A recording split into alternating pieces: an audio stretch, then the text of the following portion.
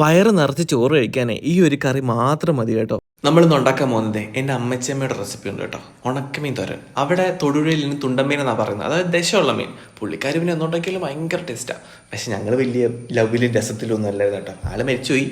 എനിക്ക് എൻ്റെ അച്ഛമ്മയെ ഭയങ്കര ഇഷ്ടം. അച്ഛൻ്റെ അമ്മ ആള് മരിച്ചോട്ടെ. എനിക്ക് ആളെ ഭയങ്കരമായിട്ട് മിസ് ചെയ്യുന്നുണ്ട്. ഇപ്പോൾ ഉണ്ടായിരുന്നൊക്കെ തോന്നാറുണ്ട് കേട്ടോ. നമുക്ക് എല്ലാവർക്കും ഓരോ പേഴ്സണൽ ഫേവറേറ്റ് ഉണ്ടാവുമല്ലോ. നിങ്ങൾക്ക് അച്ഛമ്മയാണോ അമ്മയുടെ അമ്മയാണോ ഇഷ്ടം എന്ന് കമൻറ്റ് ചെയ്യണം കേട്ടോ. അപ്പോൾ നമ്മുടെ റെസിപ്പി വന്നിട്ട് ചൂട് ചോറിൻ്റെ കൂടെ കഴിക്കാൻ ഈ ഒരു കറി മാത്രം മതി, വേറെ ഒന്നും വേണ്ട. അസാധ്യ ടേസ്റ്റാണ്. അപ്പോൾ വേഗം ഉണ്ടാക്കിയാലോ.